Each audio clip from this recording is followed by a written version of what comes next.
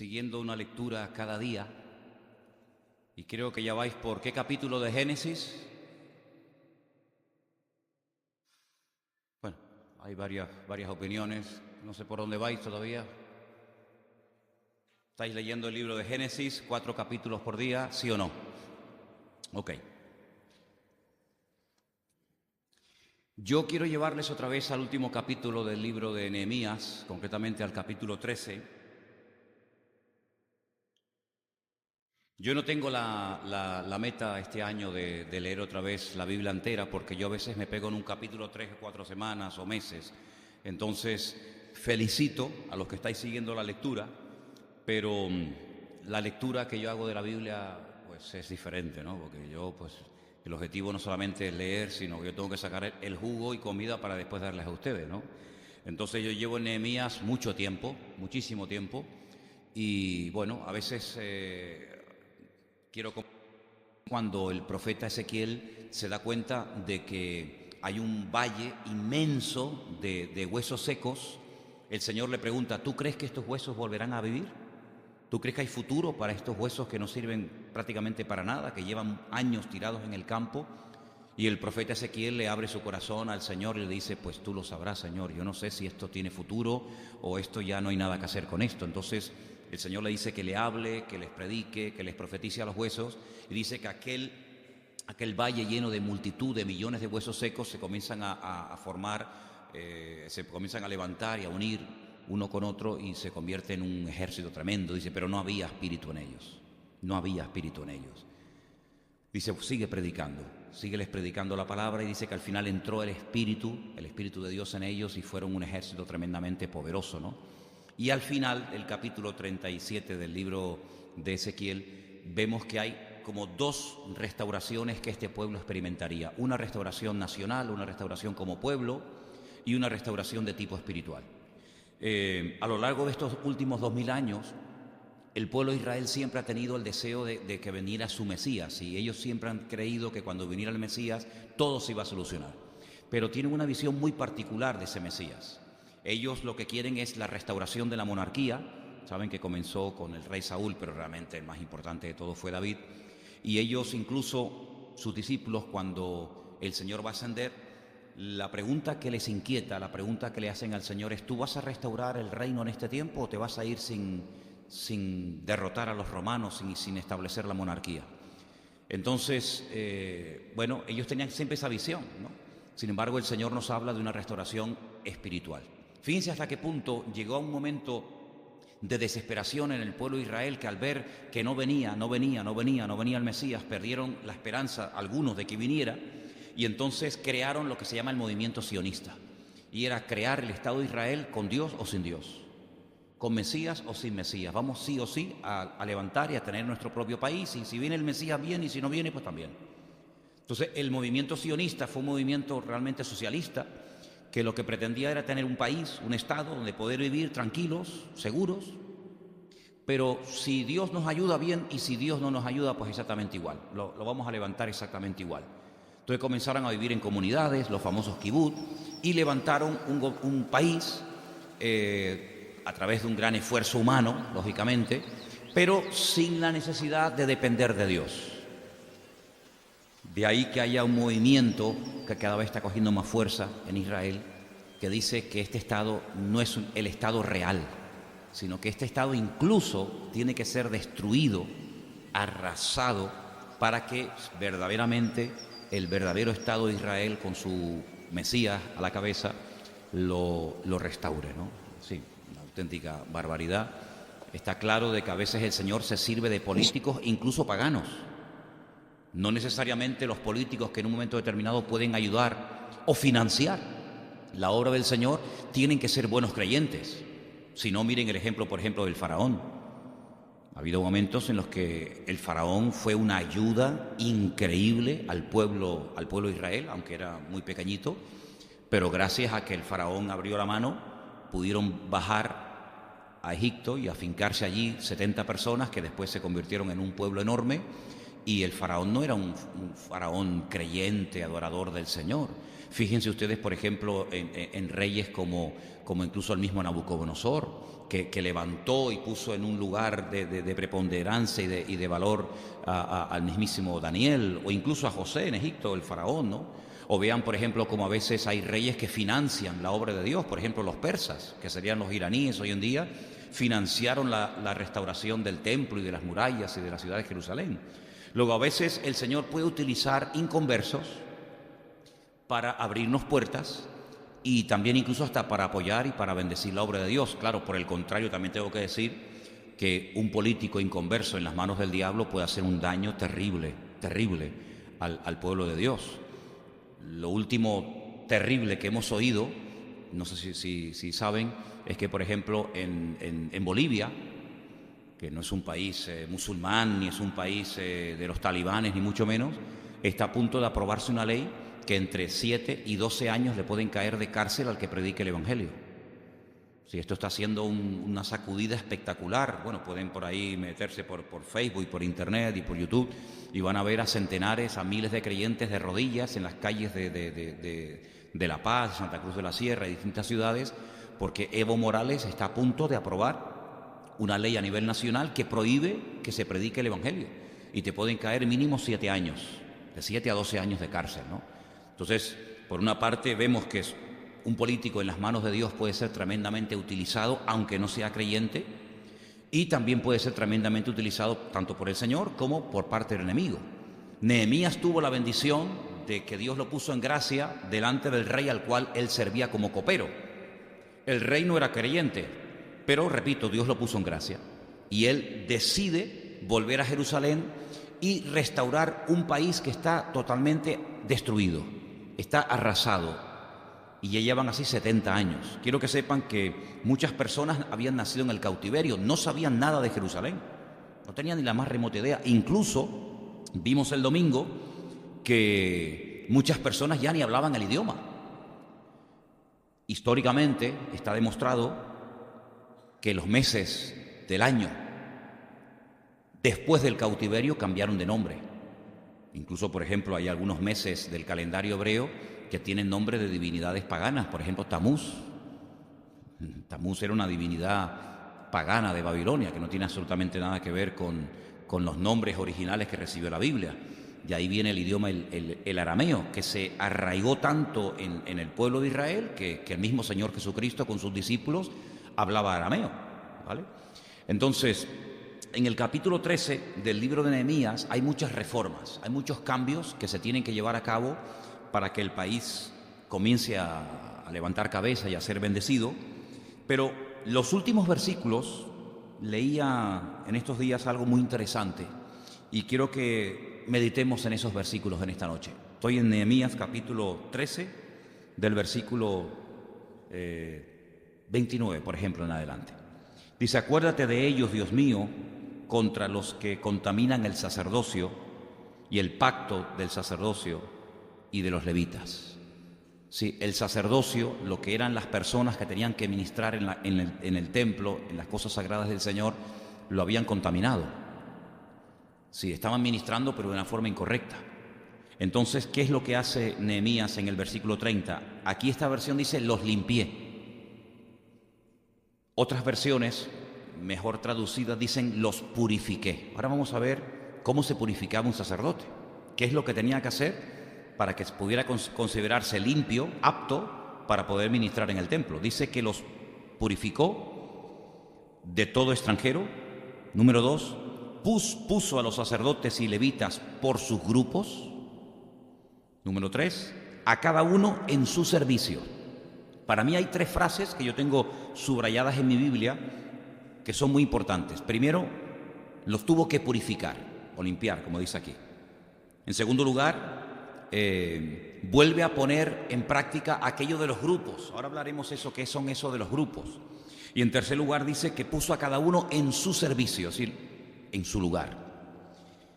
Y además menciona en el versículo 31 no solamente personas, sino que dice: y para la ofrenda de la leña en los tiempos señalados y para las primicias. Al final termina el libro: acuérdate de mí, Dios mío, para bien. ¿vale? Entonces, ¿cómo se purificaba? ¿Qué tenía que hacer un sacerdote para ministrar en el templo?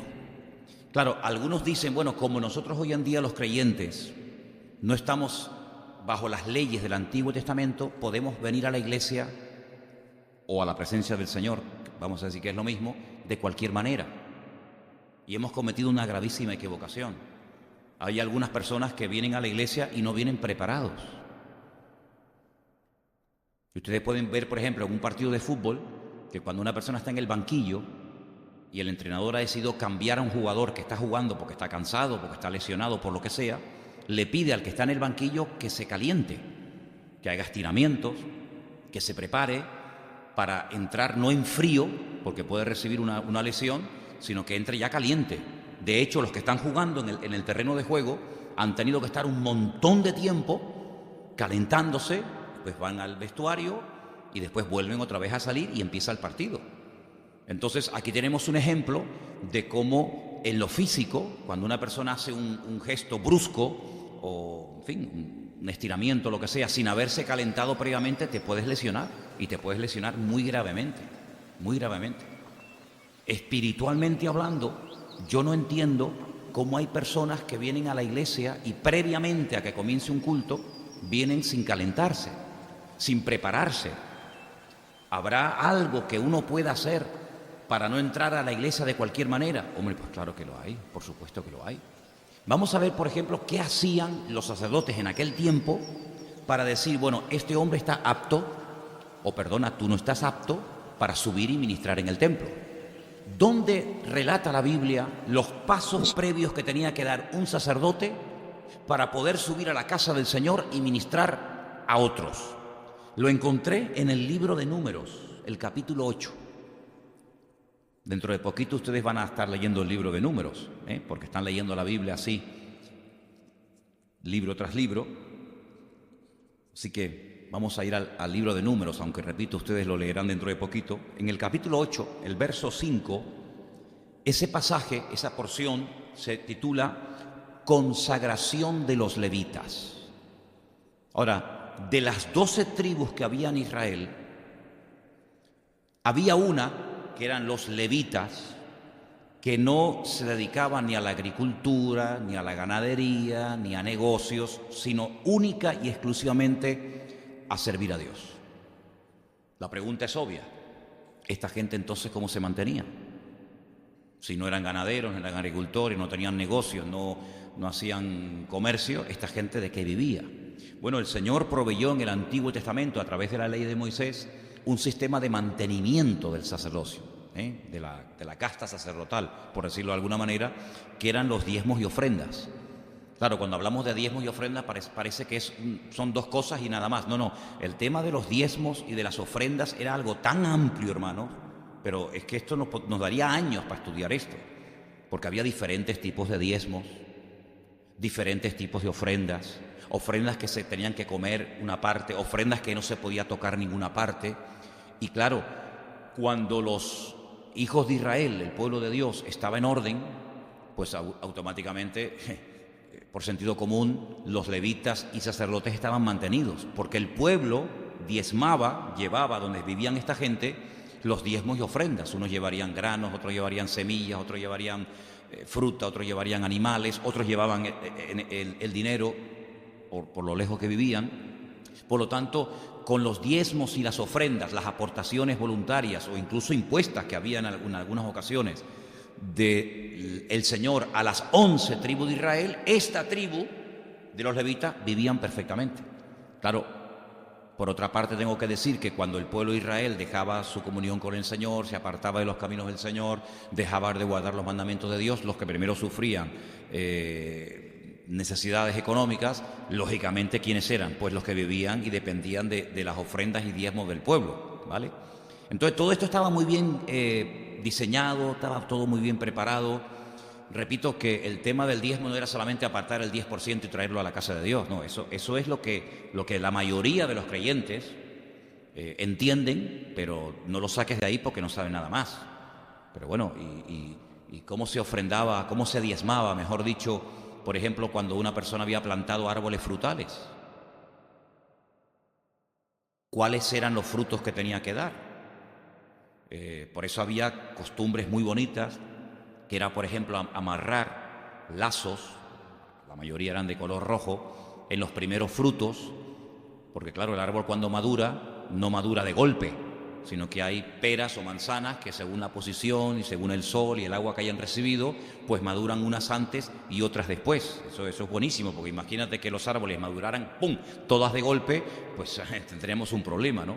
Entonces había todo un sistema para saber cuáles eran los que se tenían que diezmar, cuáles no se tenían que diezmar, durante cuánto tiempo, etcétera, etcétera, ¿vale? Ahora, en el capítulo 8, a partir del versículo 5, dice esta gente que iba a ministrar qué es lo que tenían que hacer, repito, para ser aptos para el servicio de Dios. Vamos a leerlo. El Señor le habló a Moisés y le dijo: toma a los levitas de entre los hijos de Israel y haz expiación por ellos. Esto es lo que hace Nehemías. Cuando los purifica, cuando los limpia, hace lo que dice la Biblia, expiación. ¿En qué consistía ese acto de la expiación? Vamos a leerlo. Versículo 7. Así harás para expiación por ellos. Toma nota. Rocía sobre ellos el agua de la expiación y haz pasar la navaja sobre todo su cuerpo y lavarán sus vestidos y serán purificados. Sí, hay todo un ritual, hay toda una ceremonia, ¿vale? No es que, bueno, yo soy sacerdote y dentro de media hora voy y ministro. No, espérate, a lo mejor tú no estás preparado. ¿Qué ocurría en el caso de que un sacerdote entrara impurificado a la presencia de Dios? Pues probablemente se moría, caía muerto. Y si era el sumo sacerdote, ni te cuento. Tenía que entrar hasta amarrado a la presencia del Señor, porque podía caer muerto directamente en la presencia de Dios, porque entraba en pecado, estaba mal. Entonces dice el versículo 8, luego, después de haberse rapado todos los pelos y de haberse echado ese agua, etcétera, etcétera, de ahí viene la famosa agua bendita y todo esto, tomarán un novillo con su ofrenda de flor de harina amasada con aceite y tomarás otro novillo para expiación. Sí, aquí vemos que no era tocar un botón y ya está, sino que, oye, aquí hay todos unos pasos previos antes de ir a la presencia del Señor y ministrar. ¿Qué se hacía con estos novillos? ¿Qué se hacía con estos animales? Aquí lo dice, versículo 9. Harás que los levitas se acerquen delante del tabernáculo de reunión y reunirás a toda la congregación de los hijos de Israel. Estos son los testigos, los que van a ver si esto se está haciendo bien o se está haciendo incorrectamente. Cuando hayas acercado a los levitas delante del Señor, pondrán los hijos de Israel sus manos sobre los levitas. Ay, mira qué interesante. El pueblo imponiendo las manos, respaldando, apoyando a los que van a ministrar en la casa de Dios. Ofrecerá Aarón los levitas delante del Señor en ofrenda de los hijos de Israel y servirán en el ministerio al Señor. Versículo 12. Los levitas pondrán sus manos sobre las cabezas de los novillos y ofrecerás el uno por expiación y el otro por holocausto al Señor para hacer expiación por los levitas. Es decir, aquí están los animales, uno se va a consumir completamente, otro se va a poder comer parte de él. El pueblo impone las manos en señal de apoyo, de que están avalando, respaldando a los que van a ministrar, y a su vez los que van a ministrar tienen que imponer sus manos sobre los animales. ¿Por qué? Porque era como una especie de transmisión. Sí, el que estaba en pecado le transmitía de una forma simbólica sus pecados al animal, el animal inocente lo degollaba, moría como en sustitución de los pecados de la persona que iba a ministrar. ¿Se dan cuenta? Porque sin derramamiento de sangre, dice la palabra, no hay remisión posible de pecado, es imposible. Sigo leyendo en el versículo 13, ¿verdad? Sí. Y presentarás a los levitas delante de Aarón y delante de sus hijos y los ofrecerás en ofrenda al Señor. Empezamos hoy el culto cantando que yo me presento delante del Señor como una ofrenda, tal como soy, acéptame como una ofrenda de amor, como un sacrificio. Hoy en día no venimos a la presencia del Señor con animales, esa época ya se acabó, y aunque se quisiera hacer no se puede, porque los animales solamente se podían ofrecer en el tabernáculo o en el templo, y como no existe ni una cosa ni otra, Pablo dice en Romanos capítulo 12, ahora ustedes preséntense delante de Dios como sacrificio vivo, santo y agradable a Dios, que es vuestro culto racional, ¿vale? Y dice, después de esto, versículo 14, así apartarás a los levitas de entre los hijos de Israel y serán míos los levitas. Después de esto vendrán los levitas a ministrar en el tabernáculo de reunión, serán purificados y los ofrecerás en ofrenda. A ellos se iban a ofrecer como ofrenda. Ellos mismos, sus propias vidas son como una ofrenda delante de la presencia del Señor. Porque enteramente me son dedicados a mí los levitas entre los hijos de Israel, en lugar de todo primer nacido. Los he tomado para mí en lugar de los primogénitos de todos los hijos de Israel.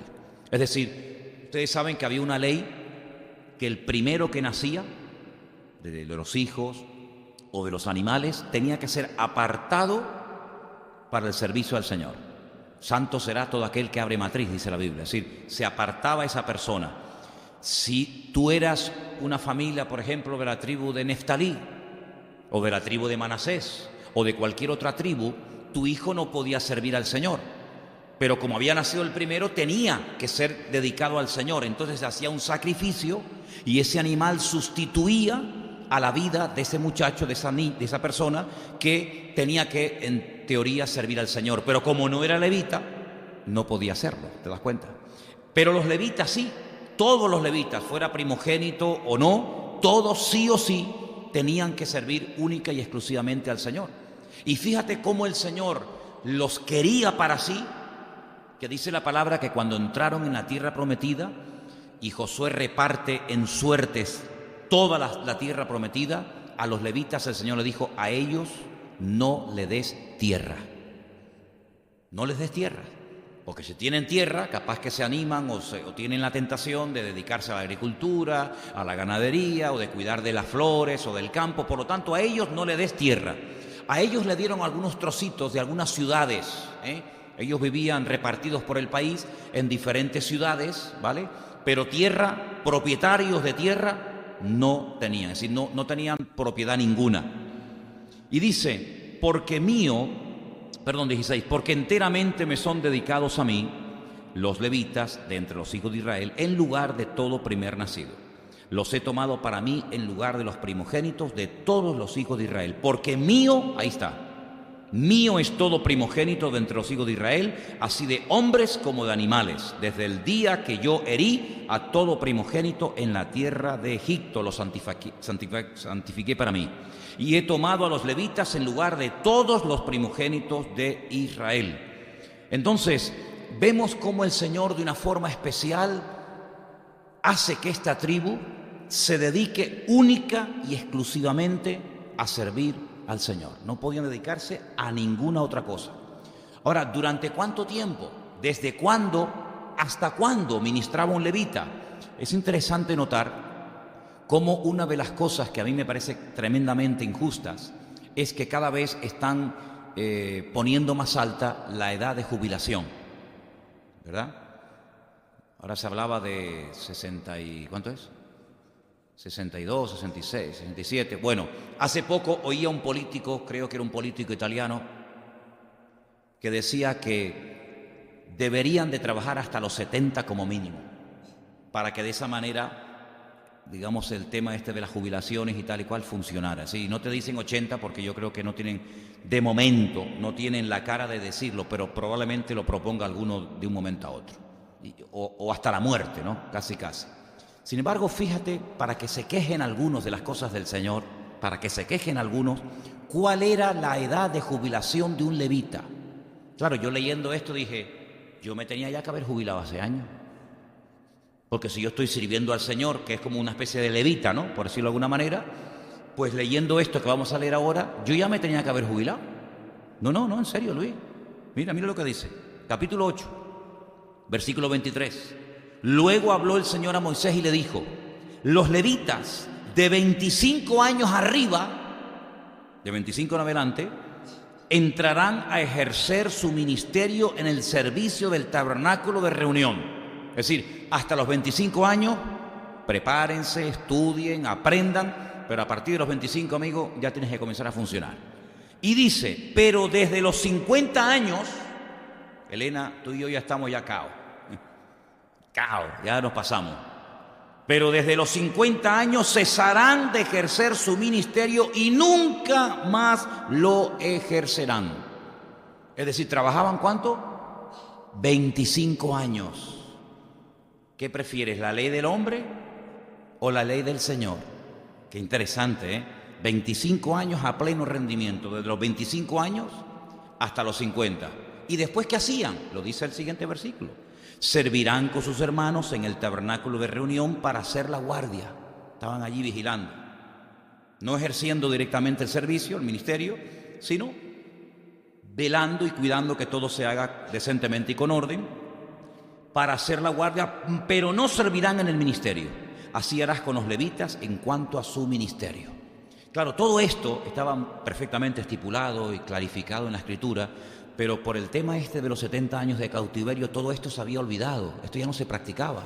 Entonces, cuando leemos en el capítulo 13 de Nehemías, que Nehemías los purifica, que Nehemías los limpia, es decir, que los consagra, él lo que está haciendo es retomar lo que se tenía que haber hecho siempre, pero que por lo que ocurrió, por la desgracia nacional, porque fue una auténtica desgracia el ser llevados al cautiverio, se había olvidado y se había perdido. Es decir, Nehemías sabía perfectamente que para servir al Señor uno tiene que prepararse previamente. Y esto es algo fundamental en cualquier carrera y en cualquier profesión y a cualquier cosa que te quieras dedicar en la vida.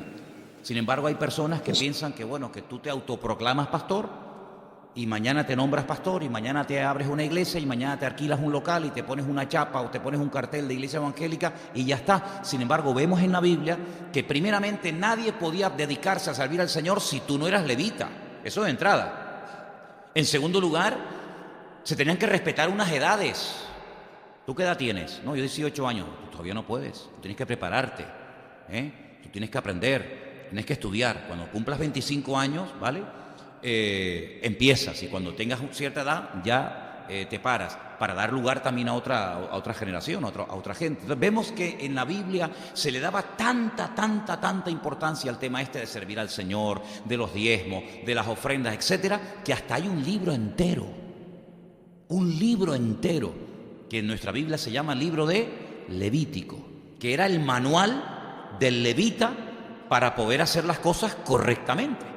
Claro, ¿tú quieres servir al Señor? Sí, venga, va, ponte ahí a predicar. No, espérate.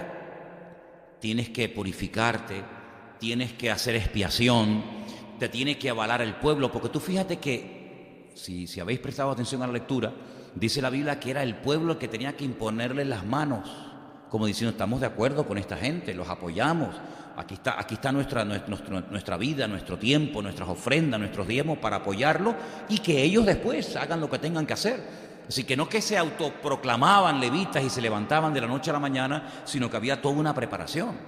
Incluso en el mismo Señor Jesucristo hubo una preparación. No es que empezó con 12 años ya a predicar y a hacer milagros y cosas, sino que Él esperó los plazos y esperó los tiempos. Entonces, esto me llamó la atención, que Nehemías lo recupera, retoma el orden, porque si en algo tiene que haber orden es en la casa de Dios, y más cuando hay una persona que quiere servir al Señor. ¿Estamos de acuerdo, hermanos?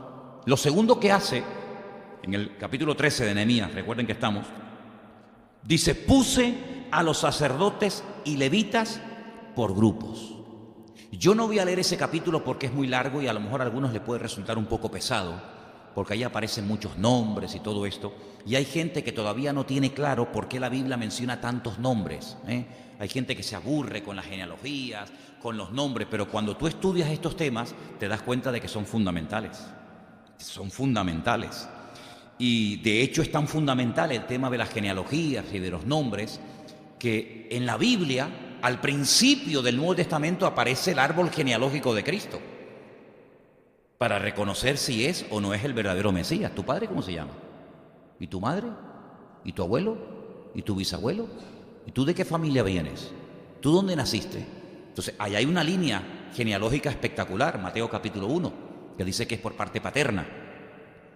Pero también, para que no haya género de dudas, también en Lucas 3, Mateo 1, Lucas 3, hay otra genealogía, Parece diferente, pero algunos dicen que una es la del Padre y otra es la de la Madre, para demostrar que el Señor Jesucristo era el verdadero Mesías y que lo puede demostrar con nombres y apellidos.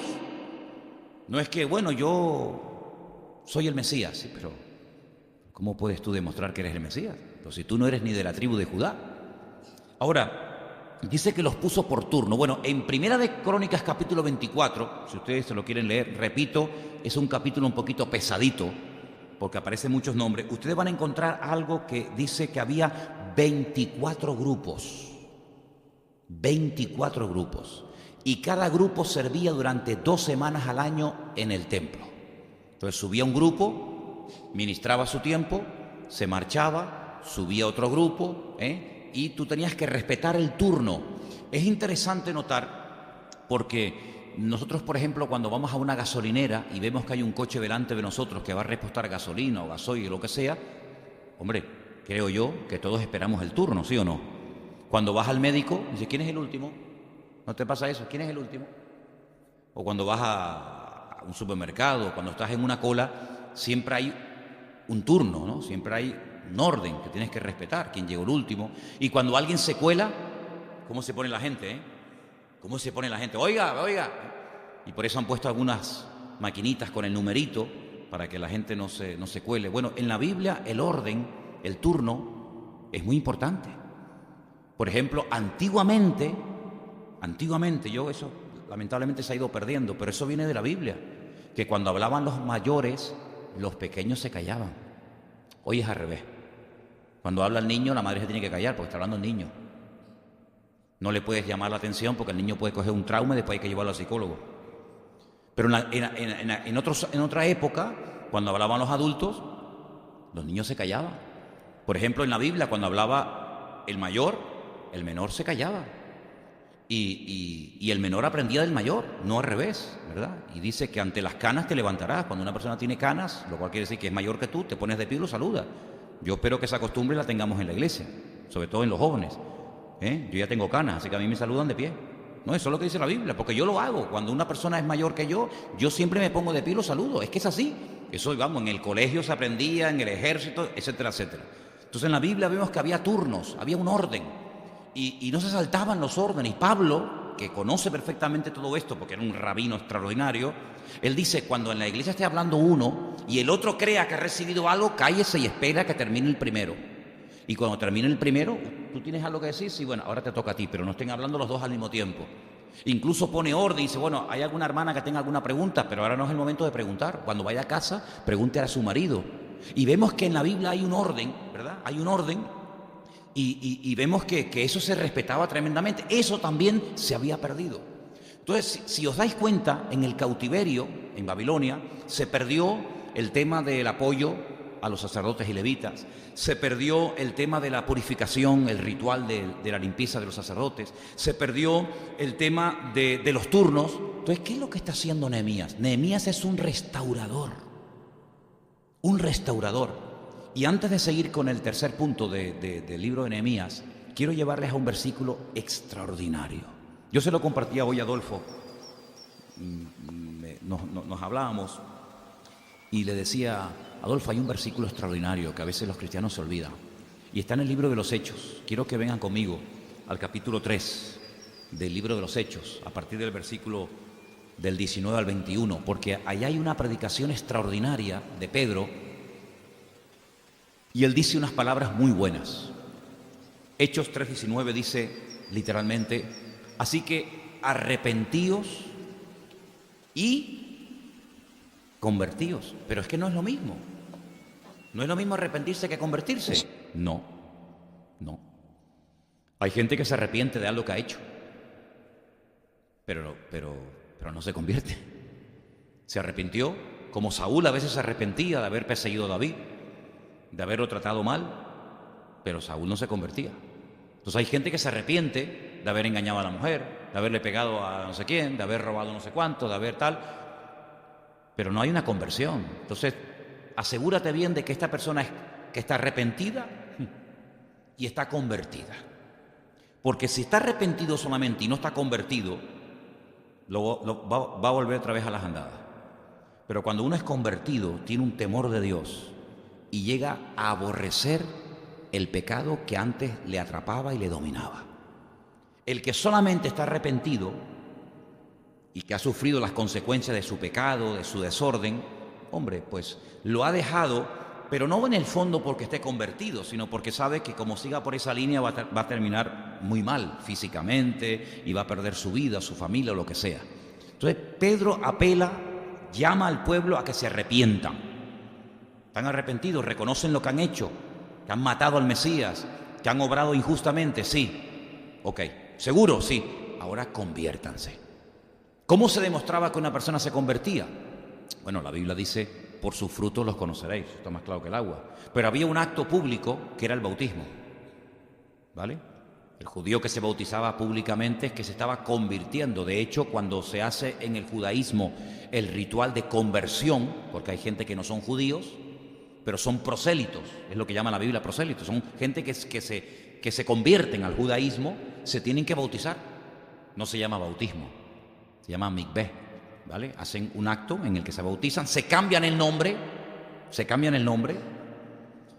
renuncian públicamente a toda creencia antigua. Por ejemplo, si eres cristiano y te quieres convertir al judaísmo, tienes que renunciar públicamente, renegar de Cristo, renegar del Señor públicamente, te bautizas, te sumerges en agua, te cambias de nombre y empiezas una vida nueva. ¿Te das cuenta? Entonces Pedro llama a la gente al arrepentimiento y a la conversión, y el resultado de esas dos cosas es que vuestros pecados serán perdonados y vendrán de la presencia del Señor tiempos de refrigerio. Gloria a Dios. Pero dice el versículo 20: y Él envíe a Jesucristo, que os fue antes anunciado. Es interesante notar, porque llegará un momento, un cierto número de conversiones que hará que el Señor diga, ahora vengo. Dice, hay algunos que en los últimos tiempos dirán que el Señor retarda su promesa, y Pedro dice, no. El Señor no está tardando mucho, sino que el Señor es paciente para con todos, para que procedan al arrepentimiento. Y dice que da la impresión que como cuando ya llega el tope, por así decirlo, el número que el Señor tenía estipulado, Él envíe a Jesucristo, que os fue antes anunciado. Es decir, el Señor a lo mejor todavía no ha venido, porque hay ciertas y determinadas personas que aún no se han convertido. Si eso no es misericordia, ¿qué nombre le podemos poner a eso? Pero el versículo siguiente es extraordinario y dice así: a quien de cierto es necesario que el cielo reciba o retenga hasta, ahí hay una cosa muy importante, hasta los tiempos de la restauración de todas las cosas, de la cual habló Dios por boca de sus santos profetas que han sido desde tiempo antiguo. Es decir, ¿te das cuenta cómo hay un proceso de restauración de todas las cosas? Si miramos la iglesia, hay una asignatura que se estudia en las escuelas bíblicas que es historia de la iglesia, desde que nació hasta hoy. La iglesia ha pegado muchos cambios, Si nosotros fuéramos creyentes de la Edad Media, no seríamos como hoy en día, no haríamos los cultos como los hacemos, en absoluto. Si nosotros hubiéramos sido cristianos en el siglo I, nosotros no tendríamos ni iglesias, porque en el siglo I no nacieron las iglesias, como templos. Eso fue a partir del 300 y pico después de Cristo. Cualquier sitio era bueno para hacer un culto, una cárcel, una playa, lo que fuera, ¿no? No siempre los cristianos fueron iguales que nosotros, no siempre se bautizaron igual, no siempre se predicaba igual, no siempre se creía lo mismo. Sí, la iglesia, el evangelio siempre ha sido el mismo, pero los cristianos han ido interpretando el evangelio y la Biblia de formas muy extrañas y muy diversas. Incluso si estudias la biografía, como yo les dije en el retiro que tuvimos el año pasado, ¿se acuerdan? De Fortaleciendo la Fe. Las biografías de Hudson Taylor, de Spurgeon, de Moody, de Juan Wesley. Tú lees cosas de esos hombres que tú dices, pero ¿cómo podían hacer eso? ¿Cómo podía ser Moody famoso por ser un gran fumador de puros y de pipa? Hoy en día vemos, si yo entrara aquí fumándome un puro, ¿no? O una pipa, dirían, ¿esto qué es? Sin embargo, en aquellos tiempos era normal, en Escocia, en Inglaterra, en Irlanda, un predicador con su pipa y el perro al lado y el tío leyendo la Biblia. Era normal. Entonces hay tantas cosas que han ido evolucionando y cambiando a lo largo de la historia, Pero dice la Biblia que el Señor nos quiere restaurar todas las cosas. Claro, nosotros tenemos el concepto de que nuestra iglesia es como que es la mejor, ¿no? Pero bueno, una cosa es el concepto que yo tenga y otra cosa es lo que el Señor diga de la iglesia y de mi vida. Entonces el Señor quiere restaurar la alabanza, quiere restaurar la adoración, quiere restaurar absolutamente todo, porque nosotros a veces queriendo, sin querer, hemos ido añadiendo una serie de cosas creyendo que son así, resulta que no tienen nada que ver con la verdad. Les voy a poner un ejemplo. ¿Conocen la historia de cuando aquel publicano y aquel fariseo suben al templo a orar? ¿Se acuerdan? ¿Sí o no? Bueno, el publicano, el pobrecito, dice: sé propicio a mí, pecador. El hombre le daba hasta vergüenza orar al Señor, ¿no? ¿Qué decía el publicano? Oye, lo que dijo aquel hombre, yo no lo puedo decir. Claro, lo decía desde el pedestal de la arrogancia y de la soberbia, ¿no? Doy diezmo de todo lo que gano.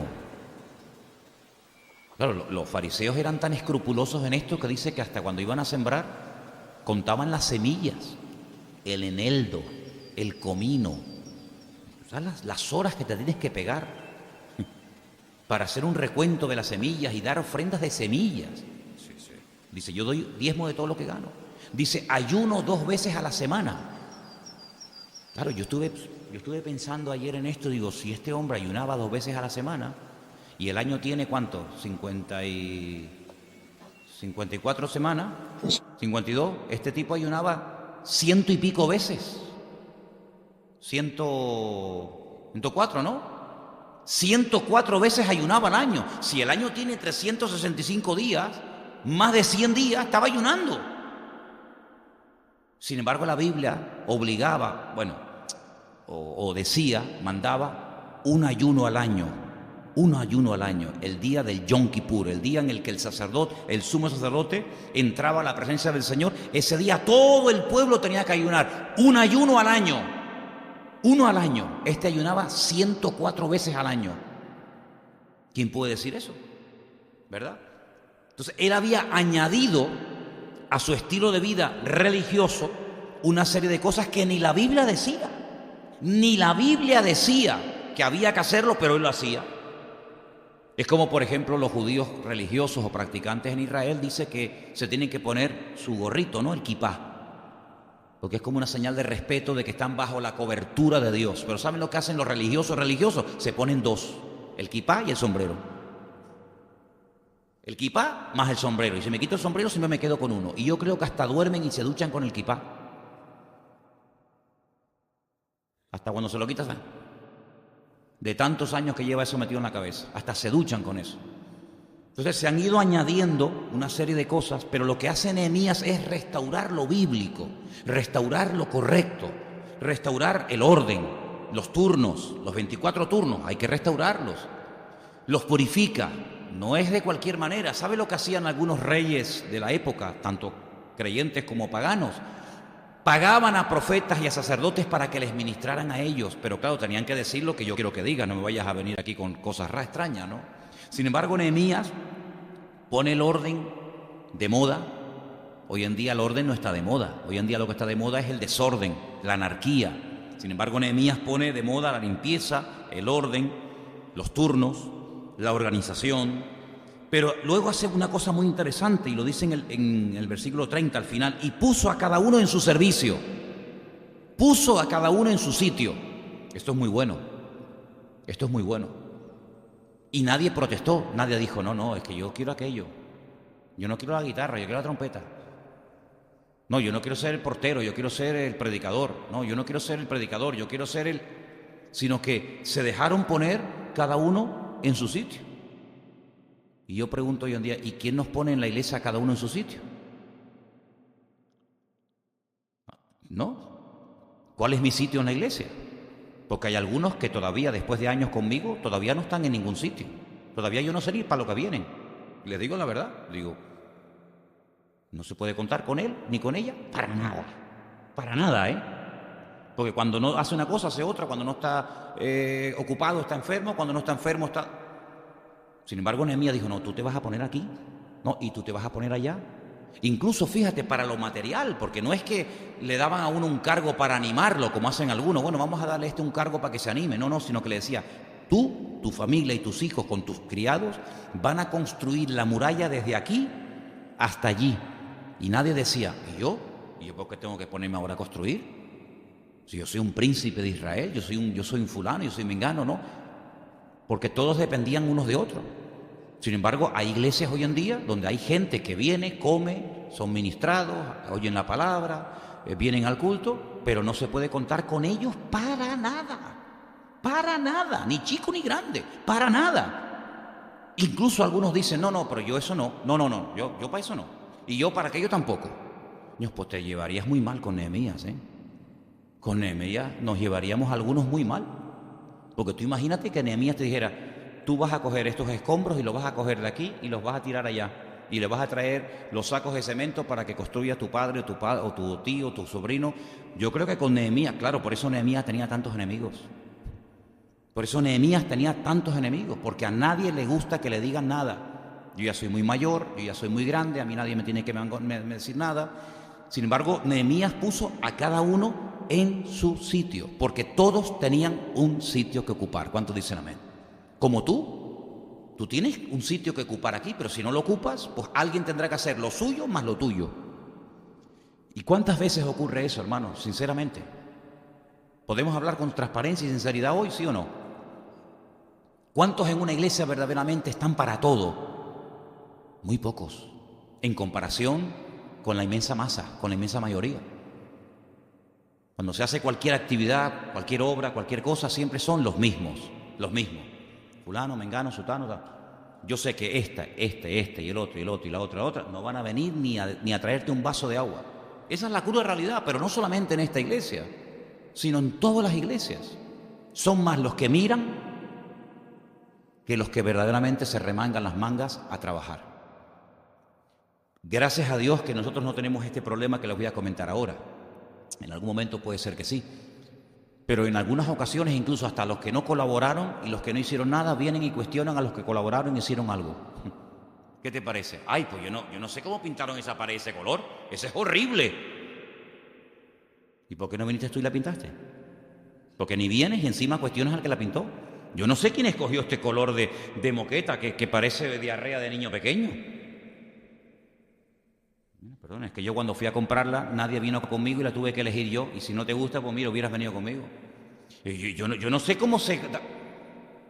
Entonces, en el tiempo de Nehemías había gente que cuestionaba, pero pocos. Los que cuestionaban eran los de afuera, no los de adentro.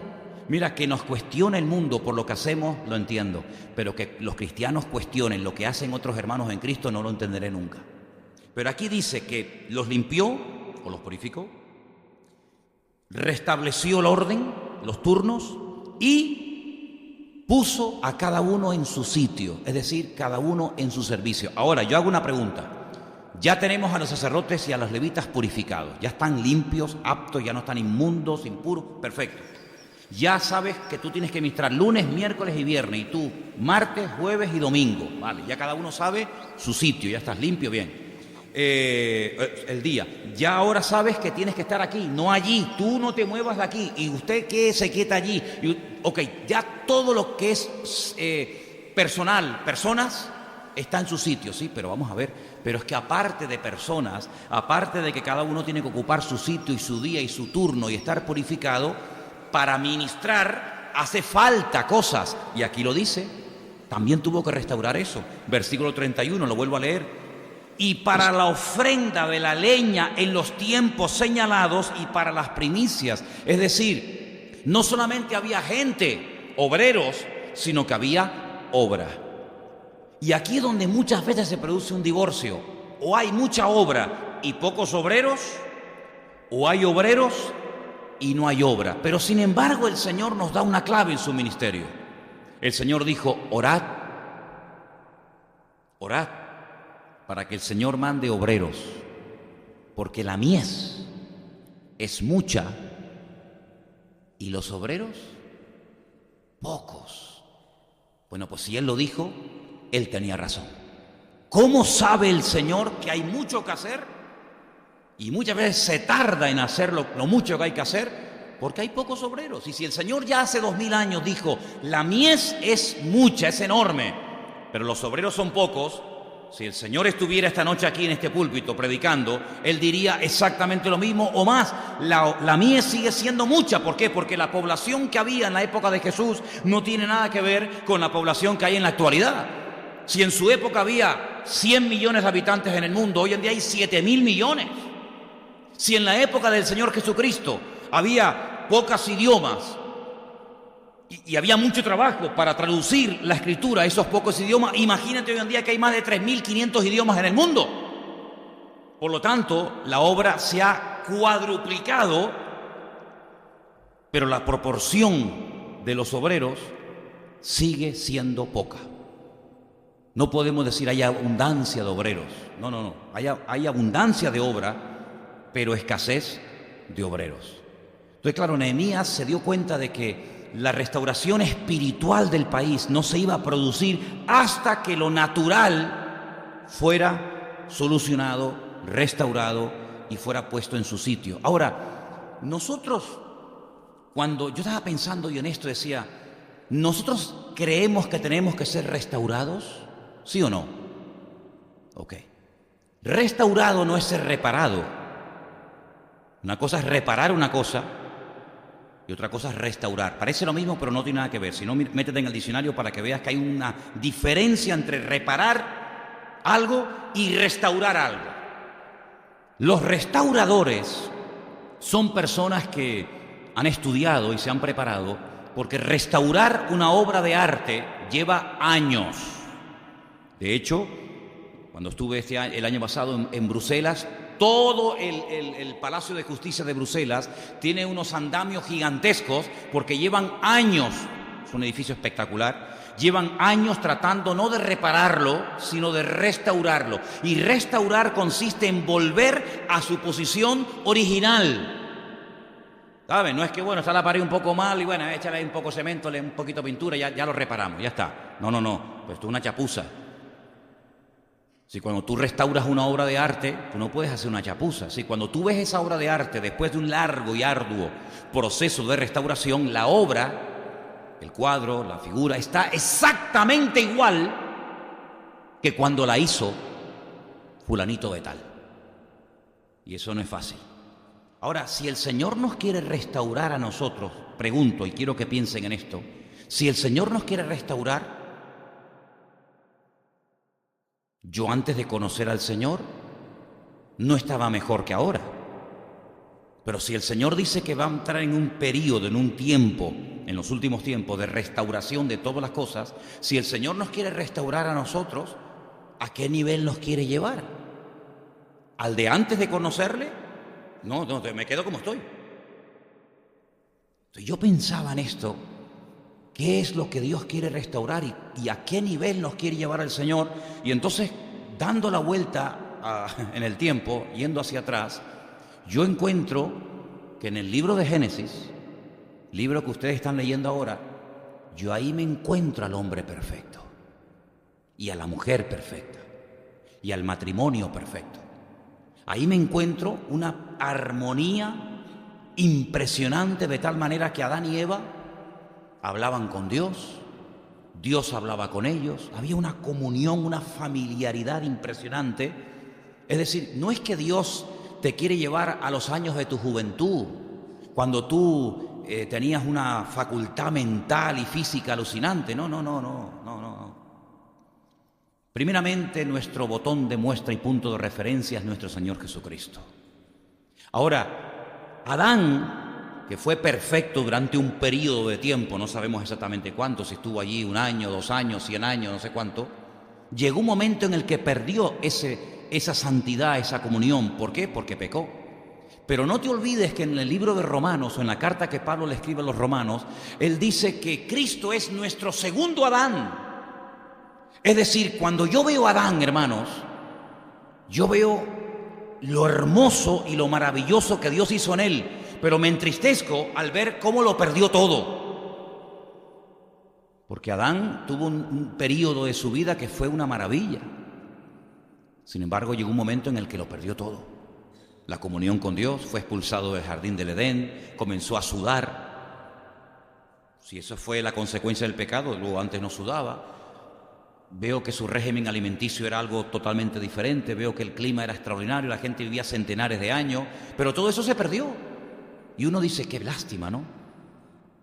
Pero cuando veo a Cristo, veo que podemos volver a recuperar la posición original de perfección que Adán tuvo en un principio, y aún mayor, y aún mayor. Entonces, a ese estado es al que nos quiere llevar el Señor. Y entonces encontramos a Pablo que dice, hermanos, yo oro para que los ojos de vuestro entendimiento sean alumbrados para que podáis comprobar a lo que el Señor nos está llamando. ¿A dónde me quiere llevar a mí el Señor? Bueno, a mí y a ti. ¿A dónde nos quiere llevar el Señor? A la santidad de Cristo. Y yo digo, entonces a mí me falta una barbaridad. Claro, ahora entiendes cómo aquel pobre hombre, cuando entendió la bajeza, dijo, no soy digno.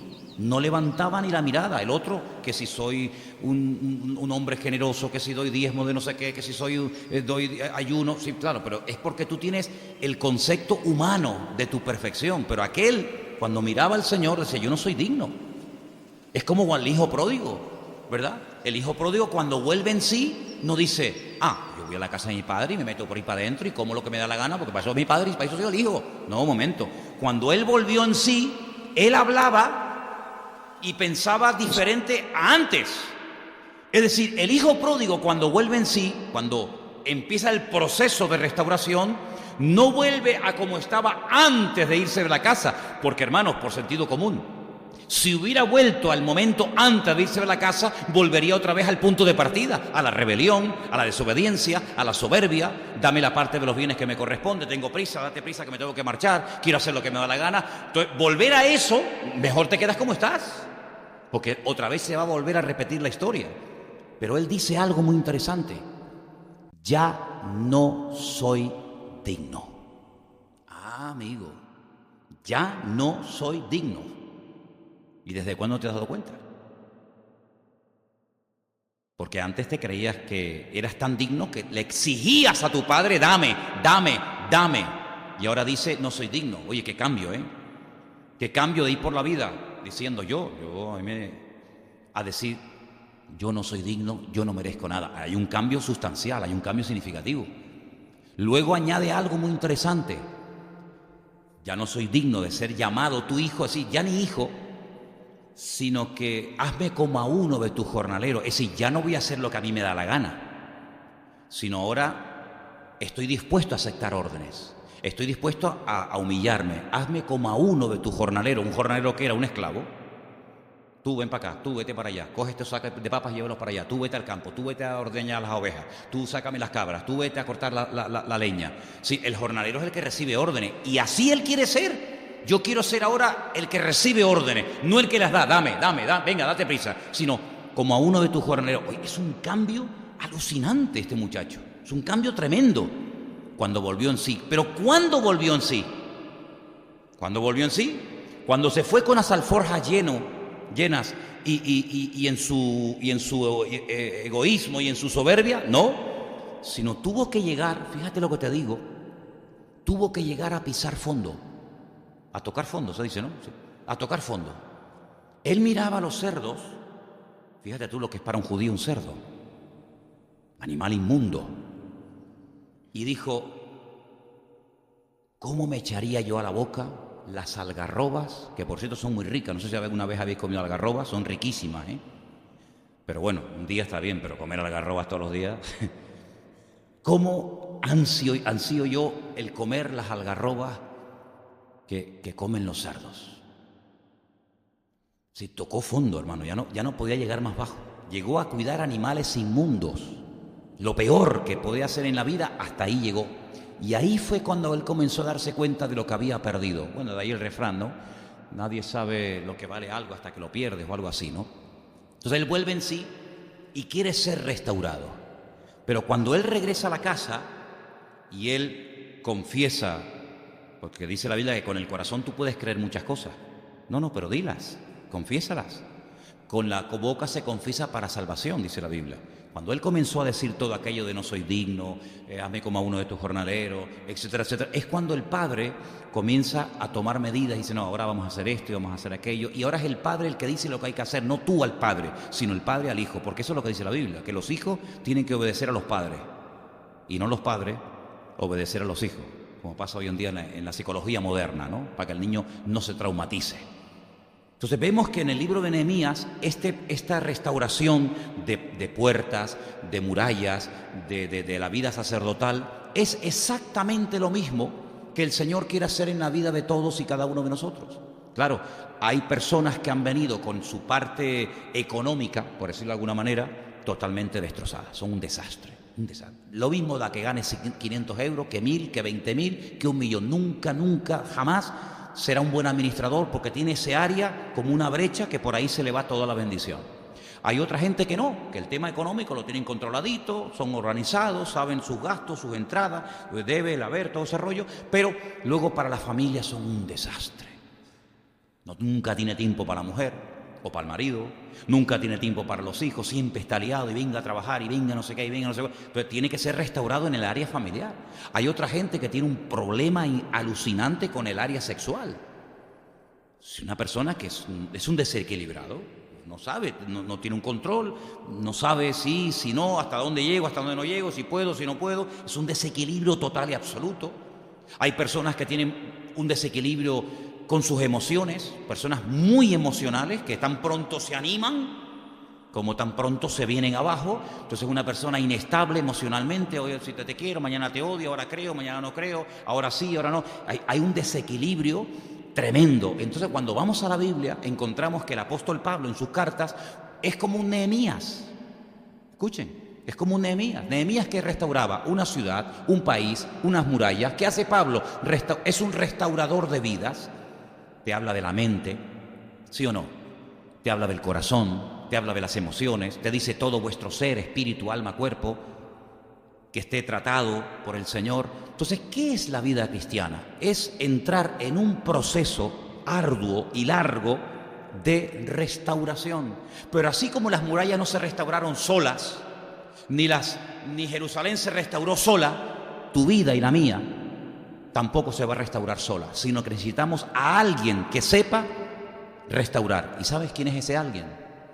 El Rey de Reyes y el Señor de los Señores, que nos ha dejado su mensaje por escrito para que tú sepas en todo momento lo que estás haciendo mal. ¿Se acuerdan cuando yo les conté que el año pasado fui en barco a la península y conocí a estos dos chicos que me hablaban de un señor gallego que había ido de joven a los Estados Unidos a trabajar? ¿Ustedes se acuerdan de aquella anécdota que les conté? De cómo era un hombre trabajador, luchador, emprendedor, que incluso llegó a pedirle al hombre que le contrataba el doble de sueldo porque él decía que él trabajaba el doble de los demás y se lo llegó a pagar. Y cuando tenía una buena cantidad de dinero, se fue y montó su empresa y se arruinó y volvió. Y le volvió a pedir trabajo a este hombre y el hombre se lo dio. Y después de un tiempo coge y se marcha otra vez y monta otra empresa, otro negocio y se vuelve a arruinar. Y cuando viene la tercera vez, humillado, a pedirle perdón y trabajo a este hombre se le queda mirando y le dice: algo tienes que estar haciendo mal, porque no es normal un hombre tan responsable y serio y trabajador como tú. No es normal, algo estás haciendo mal. Vamos a hacer una cosa, le dijo este hombre. En vez de yo darte otra vez trabajo, yo te voy a ayudar a montar por tercera vez tu empresa. Pero yo voy a ser tu administrador. Yo te voy a prestar el dinero y yo te voy a observar y te voy a ayudar para que tu empresa funcione. Hoy es uno de los hombres más ricos de Miami. Un restaurante con hoteles, con casas, con no sé qué, con no sé qué. ¿Por qué? Porque este hombre, este empresario judío, le dijo: mira, estás fallando en esto, en esto y en esto. Tienes buen corazón, eres un tío trabajador, emprendedor, luchador, no sé qué, no sé cuánto, pero en este área eres un desastre. Se dejó tratar, se dejó ayudar y ahí lo tienes, hoy en día el hombre. Una bendición para él y para todos los que trabajan con él. En el sentido espiritual pasa exactamente lo mismo. Tú puedes ir por la vida con muy buenas intenciones, pero como un caballo desbocado. Un caballo desbocado. Es como si mañana te regalan un Ferrari y tú dices: bueno, sí, un Ferrari, sí, pero espérate, Es que un Ferrari, como toques un poco más el embrague, te lo cargas y te lo quemas. Y el embrague de un Ferrari vale 15.000 euros, que te diga. Y un cambio de aceite te vale un dineral. Entonces tienes un potencial espectacular, pero no sabes cómo utilizarlo. Eres un caballo desbocado, un diamante en bruto, como dicen algunos, ¿no? Aunque yo creo que a veces somos más brutos que diamantes, pero bueno. Entonces el Señor en su palabra, ¿qué hace? Nos enseña. No es un dictador que viene a... No, al contrario, es un Dios de amor. El concepto no es el Dios que me quiere mangonear y me quiere controlar. No, al contrario, es que no hay libertad sin control, no hay libertad sin límite, no hay libertad sin normas. Claro, yo me siento libre cuando salga a la carretera, pero yo tengo que respetar el límite de velocidad. Yo no me voy a sentir más libre por poder ir de aquí al sur a 240. Es que eso se me vuelve en mi contra. No es lo mismo tener un reflejo en un coche que baja a 100 que un coche que baja a 300 kilómetros por hora. No es lo mismo. Y capaz que yo no estoy diseñado, ni preparado, ni cualificado para llevar una moto a 300 kilómetros por hora. Otro tipo sí, pero yo no. Entonces tenemos que conocer nuestros límites. Por eso Nehemías es un hombre extraordinario. Yo lo admiro porque decía, no, tú aquí y aquí vas a funcionar, pero si te pongo allí, te voy a hundir.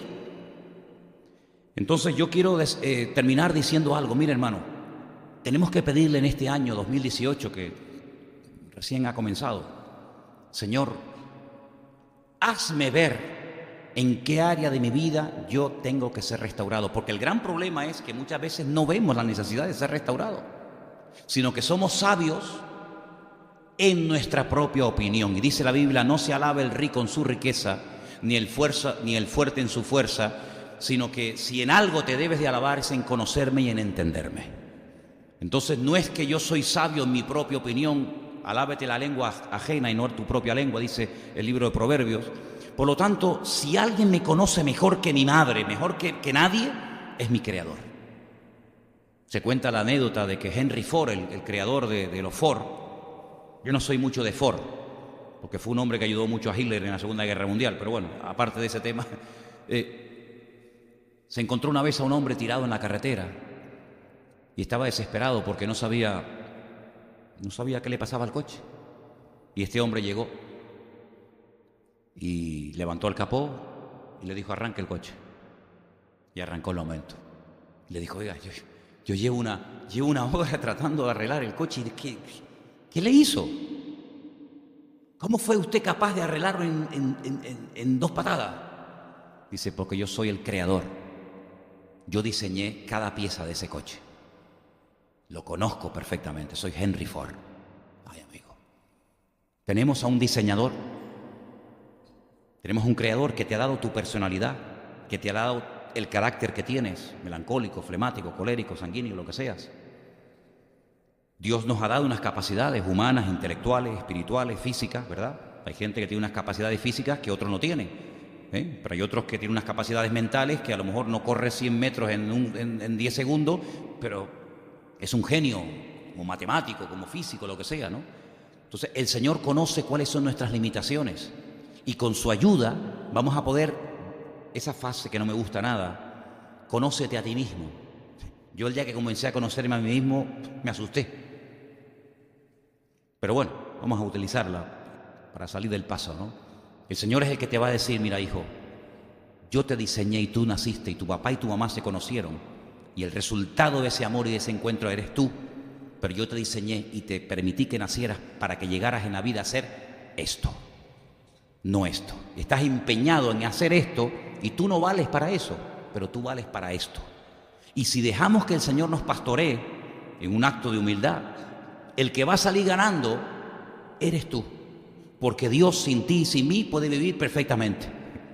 Pero nosotros sin Dios podemos equivocarnos. Y no te olvides que tenemos una sola vida. O aciertas a la primera o puede ser demasiado tarde. Y cuanto antes mejor. Porque si puedes aprender lo que tienes que aprender a los 15, mejor que aprenderlo a los 25, mejor que a los 40 o mejor que a los 70. Porque cuanto más tiempo lleve, tal vez te va a costar más. Así que, ¿por qué no le pedimos al Señor en esta noche que nuestro Creador y nuestro Diseñador nos restaure y nos muestre en qué áreas nuestras vidas tienen que ser tratadas? ¿Estamos de acuerdo? Ok, vamos a orar, hermanos, por favor. Ahí donde está, si usted quiere, cierre sus ojos y con todo su corazón, con toda su alma, en un acto de sinceridad total, dígale al Señor: Señor, yo te necesito, Dios mío, como padre, como madre, como marido, como esposa, como pastor, como empresario, como obrero, como estudiante. Reconocemos, Señor, que te necesitamos. Jerusalén necesitaba de una persona que pusiera orden, y ese hombre fue Nehemías. Y nuestra vida necesita ser puesta en orden. Nuestra vida necesita ser restaurada, seguro, en muchas áreas. Por eso en esta noche te pedimos en oración: haz la obra en nosotros que tú quieras hacer, Señor. Quita de nosotros las imperfecciones, quita de nosotros todo aquello que no sirve para nada, aquello que nos hace perder el tiempo, aquello que nos frena y nos aparta de nuestro destino. Quítalo de nosotros, Señor, y que podamos verdaderamente ser gente útil en el reino, eficaces en la obra de Dios. Y te damos gracias porque sabemos que si te lo pedimos de corazón y te permitimos, Señor, que tú lo hagas, tú lo harás, porque tú eres un Dios que bendices a aquella persona que se deja bendecir y tratar. Y te lo pido con toda mi alma en esta noche, en el nombre bendito de Jesús. Amén.